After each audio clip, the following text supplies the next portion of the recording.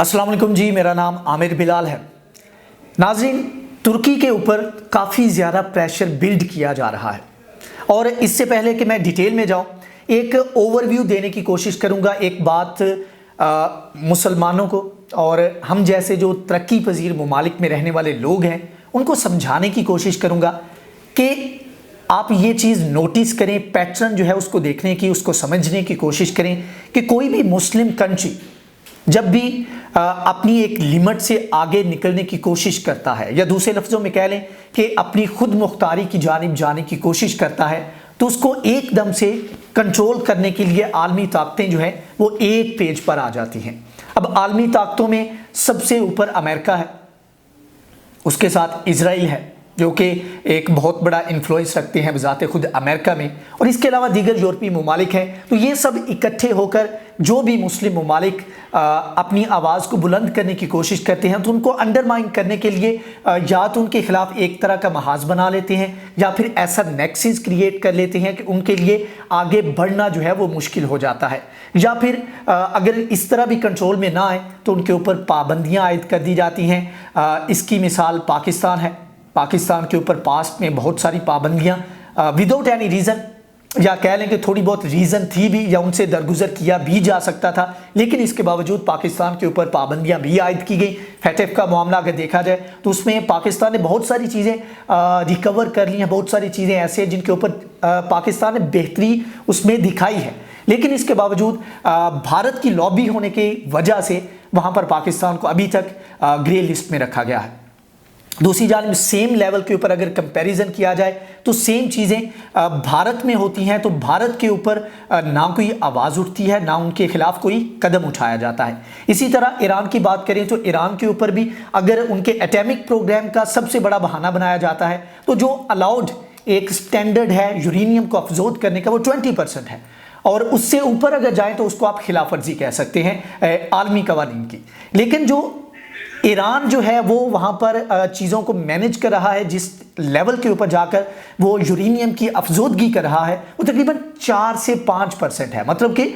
20% जो कि अलाउड है वहाँ तक पहुँचने के लिए भी अभी उनको टाइम लगेगा, वक्त चाहिए। लेकिन इसके बावजूद बात बात के ऊपर पाबंदियाँ आयद कर दी जाती हैं। हाल ही में वहाँ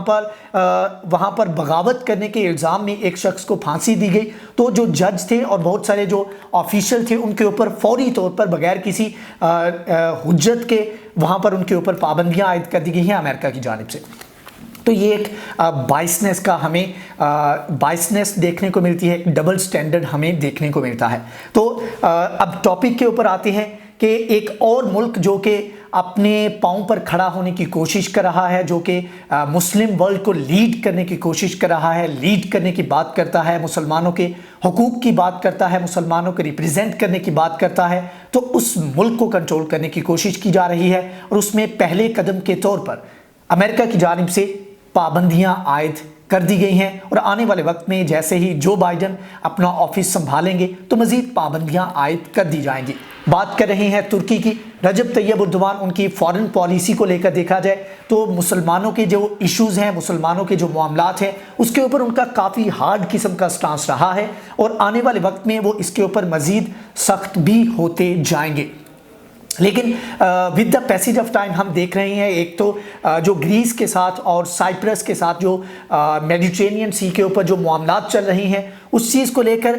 ये देखे बगैर के जो वहाँ पर एक नेक्सिस बनाया गया, जो एक इत्तिहाद बनाया गया और उस इलाके में एक्सप्लोरेशन की बात की गई, जहाँ पर ज़्यादातर इलाका तुर्की की हदूद में आता है, तुर्की के साथ लगता है। वहाँ पर तुर्की को अगर शामिल नहीं किया गया तो तुर्की के पास राइट है कि अगर आप उसको शामिल नहीं करेंगे तो वो बज़ाते खुद कदम उठाकर वो अपने वेसल भेज सकता है, एक्सप्लोर उन इलाकों को कर सकता है। अब ग्रीस को देखा जाए तो उसकी वो टेरिटरी नहीं बनती, वो इतनी दूर से आता है और वहाँ पर आकर वो मामला ख़राब करने की कोशिश करता है। लेकिन इसके बावजूद ये सारी चीज़ें जो हैं इनको इग्नोर करके साइप्रस के साथ खड़े होते हैं यूरोपीय ममालिक, और अमेरिका वहाँ पर खड़ा होता है, और ग्रीस के साथ खड़े होते हैं, इजराइल के साथ खड़े होते हैं, और ऐसे में तुर्की को बैक नहीं किया जाता। तो एक तरफ जहां पर ग्रीस मुतालबा कर रहा है कि यूरोपीय यूनियन से कि वो तुर्की के ऊपर पाबंदियां आयद की जाएं, और हाल ही में ऐसे कह लें कि बाल बाल बचा है तुर्की के, उसके ऊपर सैंक्शंस लगाई जा सकती थी अगर तुर्की कुछ ख़ास मामलात के ऊपर वहाँ पर यूरोपीय यूनियन को धमकी ना देता, तो ये पाबंदी अब तक लग चुकी होती। लेकिन एक वो मामला जिसके ऊपर समझ में आ रहा था कि शायद अब वो पाबंदियां आयद ना की जाएं, लेकिन अमेरिका के पाबंदियां आयद करने के बाद ऐसे कह लें कि एक सहारा मिल गया, एक वजह और मिल जाएगी यूरोपीय यूनियन को पाबंदियां आयद करने की, कि वो कहेंगे कि देखें जी अमेरिका ने पाबंदियां आयद कर दी हैं, तो अब हम भी इनके ऊपर पाबंदियां आयद कर सकते हैं। अब यहाँ पर बात कर लेते हैं कि तुर्की का स्टांस क्या है, तुर्की इस चीज़ के ऊपर इस तमाम तर मामले को कैसे देखता है। यूरोपीय यूनियन की जानिब से जब पाबंदी आयद करने की बात की गई तो रजब तैयब एर्दोगान ने कहा, उसने कहा कि हमें कोई फ़र्क नहीं पड़ता, हम उस स्टेज से आगे निकल आए हैं जहाँ पर हमें फ़र्क पड़ता था, या हमें इस पाबंदी से या इन पाबंदियों से हमारी इकोनॉमी को या हमारी की ज़ात को फ़र्क पड़ता। उन्होंने कहा हम इतना स्टेबल कर चुके हैं, हमारी इकोनॉमी इतनी बूस्ट कर चुकी है, इतनी स्ट्रेंथन हो चुकी है कि हमें ऐसी पाबंदियों से फ़र्क नहीं पड़ेगा। हाँ, स्पीड जो है वो कम हो सकती है, एक ग्रोथ रेट जो है उसमें कमी आ सकती है, लेकिन जल्द या बदेर हम अपने उन मकासद को हासिल कर लेंगे जिनके पीछे हम जाना चाह रहे हैं। एक तरफ तो ये अब अमेरिका की जानिब से जो पाबंदियां आयद की गई हैं, ये एक तरफ से एक तरह से अपनी नौयत की एक एग्जाम्पल सेट की जाएगी। इससे पहले कभी भी अमेरिका की जानिब से या यूरोपीय यूनियन की जानिब से जो नेटो मेंबर हैं उनके ऊपर किसी भी तरह की ऐसी कोई पाबंदी आयद नहीं की गई। तुर्की वो वाहिद मुल्क होगा जो कि नेटो का मेंबर भी है और उसके ऊपर इकोनॉमिक सैंक्शंस जो हैं उनको लगाया जाएगा। अब इसकी सबसे बड़ी रीज़न जो है वो ये बताई जाती है कि जो पैट्रियोटिक सिस्टम है अमेरिका का, उसको 2017 में लेने से इनकार कर दिया, क्योंकि अमेरिका की जानिब से थोड़े से भाव तोल कर रहा था, थोड़ा सा वज़न बनाने की कोशिश कर रहा था। तो ऐसे में जब डील बनते नहीं देखी रजब तैयब एर्दोगान ने, तो उन्होंने कहा कि ठीक है हमारे पास ऑप्शन मौजूद हैं, और उस वक्त उन्होंने वहाँ पर जाकर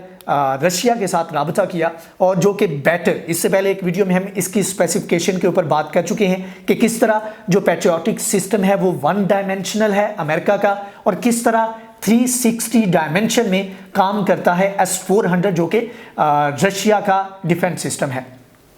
तो वो ज़्यादा प्रेफरेबल लगा, ज़्यादा बेनिफिशियल लगा तुर्की को। तो तुर्की ने 2017 में ये डील कर ली रशिया के साथ, और अब उनको वो सिस्टम फ्राहम कर दिया गया है, वो इसको यूज़ कर रहे हैं। और जब इसकी कंफर्मेशन दे दी गई, उस वक्त जब प्रेसिडेंट इलेक्ट जो बाइडन थे अमेरिका के, उनकी जानिब से इंदिया दिया गया था, जब ये इलेक्शन कैंपेन चल रही थी, उस वक्त उन्होंने कहा कि हम इसके ऊपर पाबंदियाँ आयद करेंगे, और बाद में अभी उनकी जानिब से पाबंदियाँ आयद कर दी भी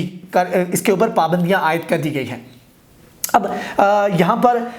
कुछ मामलात हैं जिसके ऊपर पाकिस्तान को मुश्किलात का सामना करना पड़ सकता है। वो डील्स जो कि ऑनगोइंग थी, जिनके ऊपर बातचीत चल रही थी, क्या उनको नुकसान पहुँचेगा या नहीं, क्या वो डील्स जो कि पाकिस्तान ऑलरेडी कर चुका है क्या उनको नुकसान पहुँचेगा, क्या वो रुक सकेंगी। तो ये पाकिस्तानियों के लिए एक काफ़ी ज़्यादा कंसर्न की बात थी, पाकिस्तानी हुकूमत के लिए, पाकिस्तान की जो मिलिट्री है उसके लिए कंसर्न की बात थी कि क्या इन डील्स के ऊपर भी असर पड़ेगा जो कि अमेरिका पाबंदियां आयद करेगा। अब हुआ ये कि तुर्की अपनी जो एक्सपोर्ट करता है असलहे की, उसमें अमेरिका सुपर पावर है, नेटो को एक तरह से लीड करता है। तो नेटो मेंबर होने के नाते वहाँ पर जो जितने भी ममालिक हैं उनको एक्सपोर्ट करने के लिए, आर्म्स की एक्सपोर्ट के लिए एक ऐसे कह लें कि गो अहेड या इजाज़तनामा चाहिए होता है अमेरिका की जानिब से या नेटो की जानिब से। अब वो जो इजाज़तनामा है वो जब ये पाबंदियां आयद कर दी गई हैं तो हो सकता है वो इजाज़तनामा रोक दिया जाए। तो ऐसे में पाकिस्तान की जानिब से जब रजब तैयब एर्दोगान की जानिब से पाकिस्तान का दौरा किया गया तो उस वक्त बहुत सारे मुआहदे थे जिनके ऊपर साइन किए गए और मिलिट्री लेवल के ऊपर भी उस वक्त इंगेजमेंट की गई। और उसमें यह था कि पाकिस्तान तुर्की से अटैक हेलीकॉप्टर तकरीबन 30 के करीब वहाँ से मंगवाने का, इंपोर्ट करने का पाकिस्तान ने यह मुआहदा किया था। उसके अलावा तकरीबन 70 के करीब दीगर जो हेलीकॉप्टर थे, तकरीबन T-70 उनको कहा जाता है, तो ये इंपोर्ट करने का एक मुआहदा किया गया था। अब जब ये तमाम तर पाबंदियों की बात की गई तो पाकिस्तान की जानिब से कंसर्न शो किए गए और तुर्की से भी इस चीज़ के ऊपर क्वेश्चन किए गए कि क्या पाकिस्तान के साथ जो डील्स हैं उनके ऊपर फ़र्क पड़ेगा। तो ऐसे में तुर्की की जानिब से कहा गया कि जो अटैक हेलीकॉप्टर है, अटैक हेलीकॉप्टर जो है 30 के करीब, जो कि पाकिस्तान को ज़रूरत थी और पाकिस्तान भारत के ख़िलाफ़ जो कि LOC के ऊपर जो एडवेंचर कर रहा है और आप पाकिस्तान को जो समुद्री हदूद हैं वहाँ पर भारत को काउंटर करने के लिए पाकिस्तान को ऐसे अटैक हेलीकॉप्टर्स की ज़रूरत थी। तो पाकिस्तान ने अपनी उस कमी को पूरा करने के लिए वहाँ पर तुर्की के साथ ये मुआहदा किया था। तो ऐसे में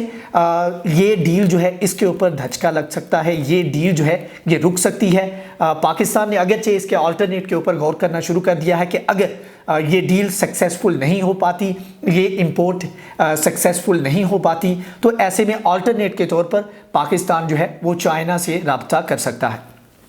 तो लेकिन जो दूसरी डील है जिसमें T-70 और दीगर तैयारे जो हैं जो हेलीकॉप्टर हैं वो साइन किए गए हैं, वो डील साइन की गई है। तो तुर्की की जानिब से कहना था कि वो जो डील है उसके ऊपर कोई असर नहीं पड़ेगा, वो उसी तरह पाकिस्तान को मुहैया की जाएगी। तो पाकिस्तान का एक तरह से जो पाकिस्तान के लिए थोड़ा सा कंसर्न का एक इशू जो था वो एक बन रहा था। तो इस चीज़ के अंदर क्लैरिटी आ गई कि पाकिस्तान को कहाँ कहाँ मुश्किल का सामना करना पड़ सकता है। अब इस चीज़ के ऊपर एक तो पाबंदी आयद करने के ऊपर काफ़ी ज़्यादा रिस्पॉन्ड किया गया है तुर्की की जानिब से और कहा गया है कि हमें ज़्यादा फ़र्क नहीं पड़ेगा, बल्कि तुर्की रजब तैयब एर्दोगान इस चीज़ के ऊपर कह रहे हैं कि हमारे लिए ये अपॉर्चुनिटी होगी कि हम जो डिपेंडेंट थे वो अहम पुर्जे, वो अहम इक्विपमेंट जो कि हम अमेरिका से मंगवाते थे, हमारे लिए आसान हो जाए। अगरचे हमारी जो ग्रोथ है डिफेंस की, जो डिपेंडेंसी है वो ख़त्म होगी, इंडिपेंडेंट होने में हमें थोड़ा सा टाइम लग जाएगा, लेकिन ये होगा कि with the passage of time हम इस चीज़ के काबिल हो जाएंगे कि हम अपनी आर्म्स जो हैं उनको अपने मुल्क के अंदर, हमारे जो असलहा है उसको अपने मुल्क के अंदर उसको डेवलप करने के काबिल हो जाएंगे। और तुर्की का इस चीज़ के ऊपर वाज़े पॉलिसी भी मौजूद है। तुर्की ने ये चीज़ प्रपोज भी की जब ये मलेशिया में एक समिट हुई थी जिसमें पाकिस्तान को कुआलालंपुर समिट हुई जिसमें पाकिस्तान को रोक दिया गया था सऊदी अरब की जानिब से। तो उस वक्त एक प्रपोजल दिया गया जिसमें उनकी जानिब से कहना था कि क्यों ना जिस तरह वेस्टर्न वर्ल्ड और गैर मुस्लिम ममालिक जो हैं वो आपस में डील्स करते हैं, यूरोपीय यूनियन आपस में डील्स करते हैं और आपस के जो ममालिक हैं उनके ऊपर इन्हिसार करते हैं, लेकिन बैरून मुल्क जो दीगर ममालिक हैं उनके ऊपर इन्हिसार नहीं करते। तो रजब तैयब एर्दोगान की जानिब से प्रपोज किया गया क्यों ना हम मुस्लिम ममालिक मिलकर तमाम तर जो असलहा है या जो भी टेक्नोलॉजी का इक्विपमेंट है उसको हम खुद बिल्ड किया करें, खुद क्रिएट किया करें, ताकि जो ये ममालिक हैं इनके ऊपर हमारी डिपेंडेंसी जो है वो कम हो सके और हम अपनी आर्म्स की जो डील्स हैं, आर्म की जो प्रोडक्शन है उसमें खुद कफील हो जाए। तो इस चीज़ को अप्रिशिएट किया गया और बज़ाते खुद तुर्की इस मिशन के ऊपर है कि वो तमाम तर जो चीज़ें हैं डिफेंस के ख़ास तौर पर जो मामलात हैं उसमें डिपेंडेंट ना रहे यूरोपीय यूनियन के ऊपर, अमेरिका के ऊपर या नेटो के ऊपर, और अपने मामलात को वो खुद देखे। तो इस चीज़ को Recep Tayyip Erdogan as an opportunity ले रहे हैं कि ये उनके लिए फ़ायदेमंद हो सकता है और आने वाले वक्त में इस चीज़ से फ़ायदा होगा। अब दूसरी जानिब इसमें एक और बात मेंशन करने वाली है कि रशिया की जानिब से इस चीज़ को कंडेम किया गया है, अमेरिका की जानिब से जो पाबंदियाँ आयद करने का ऐलान किया गया है और ईरान ने भी इस चीज़ को काफ़ी ज़्यादा तनकीद का निशाना बनाया है और ईरान ने कहा है कि ये डबल स्टैंडर्ड हैं, नेटो के डबल स्टैंडर्ड हैं अमेरिका के बगैर किसी रीज़न के एक मुल्क अपने मुल्की मफाद को देखते हुए अगर किसी और मुल्क के साथ असलहे की डील कर रहा है और अपने मतलब कि अपने असलहे को बेचने के लिए, अपनी मार्केट को बढ़ाने के लिए ये तुर्की के ऊपर पाबंदियां आयद करने जा रहा है, तो ये डबल स्टैंडर्ड का इजहार किया गया है। अमेरिका की जानिब से ऐसा कहना था, ईरान की जानिब से ईरान ने और रशिया ने भी इस तमाम तर मामले को तनकीद का निशाना बनाया है। लेकिन आने वाला वक्त जिस तरफ जा रहा है उसमें यह है कि चाइना है, पाकिस्तान है, तुर्की है और साथ में रशिया है। चाइना के बाद पाकिस्तान ऐसे कह लें कि बहुत बड़े लेवल पर जो इंगेजमेंट कर रहा है मिलिट्री लेवल के ऊपर, वो दूसरा जो बड़ा मुल्क है वो है तुर्की। चाइना के बाद दूसरे बड़े लेवल के ऊपर हम तुर्की के साथ इंगेज कर रहे हैं अपने असलहे की इंपोर्ट एंड एक्सपोर्ट के हवाले से और दीगर मामलात की डीलिंग के हवाले से। तो ये पाकिस्तान के लिए ज़रूरी होगा और ये तुर्की के लिए ज़रूरी होगा कि ये ममालिक आपस में मज़ीद करीब आएंगे और आने वाले वक्त में ज़्यादा बड़े लेवल के ऊपर इंगेजमेंट हो सकेगी। इसमें पाकिस्तान को लॉन्गर रन में इस चीज़ का पाकिस्तान को फ़ायदा होगा। लेकिन देखना यह है कि ये जो पाबंदियां आयद की गई हैं तुर्की के ऊपर, तुर्की को इसका कितना नुकसान होगा, तुर्की की जो प्रोग्रेस है उसमें कितना ज़्यादा डेंट पड़ेगा, क्या तुर्की इन पाबंदियों को झेल पाएगा या फिर तुर्की इन पाबंदियों को ख़त्म करने के लिए कोई कंप्रोमाइज़ करने की पोजीशन में होगा या कंप्रोमाइज़ करने का मुतालबा कर सकता है या गो अहेड दे सकता है या कोई इशारा दे सकता है। ये आने वाला वक्त बताएगा। जैसे कोई नई अपडेट आएगी, नई डेवलपमेंट होगी, उसके बारे में हम आपको आगाह करेंगे। अगर आपको ये वीडियो पसंद आई है तो प्लीज़ इसको लाइक करें, शेयर करें, हमारे चैनल को सब्सक्राइब करें। नेक्स्ट वीडियो में हाजिर होंगे, तब तक के लिए अल्लाह हाफिज़।